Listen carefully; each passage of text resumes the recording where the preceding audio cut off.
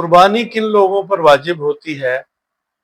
تو اس کے لیے صاحب نصاب ہونا ضروری ہے۔ جو لوگ صاحب نصاب ہوتے ہیں،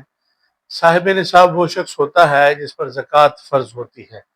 زکوٰۃ کس شخص پر فرض ہوتی ہے؟ جس کے اوپر زکوٰۃ اس شخص کے اوپر فرض ہوتی ہے جس کے پاس 52 تولے چاندی ہو موجود، یا اس کے برابر رقم ہو۔ چاندی کا ریٹ فرض کریں، ایک مثال ہے، 1000 روپے ریٹ ہے، تو اگر 52 تولے ہے تو 52,000،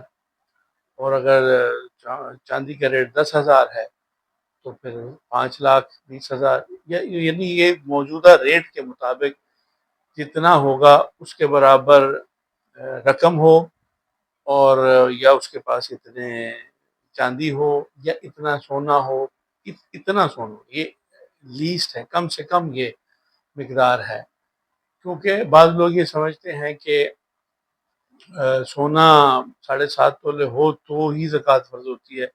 حالانکہ اس میں دیکھیں، یہ جو جتنی بھی چیزوں پہ زکوٰۃ فرض ہوتی ہے اس میں سے جو سب سے کم جو ہے اس کا نصاب بنے گا۔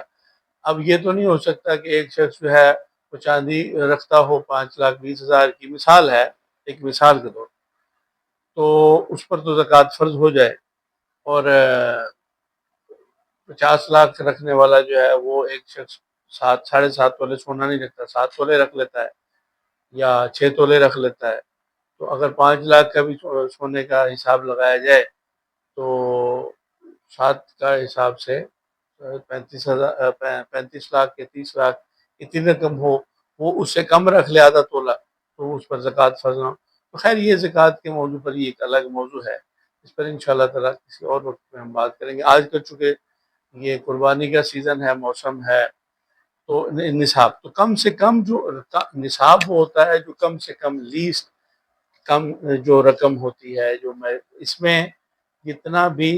جو بنیادی ضروریات زندگی ہیں ان سے ایکسٹرا جو سامان یا رقم یا چاندی یا اس طرح سامان پڑا ہو اور وہ استعمال نہ ہو رہا ہو، سالوں سال سے پڑا ہو، تو اس کی ساری کی رقم بنا کر اس پر زکوٰۃ فرض ہوگی، تو وہی شخص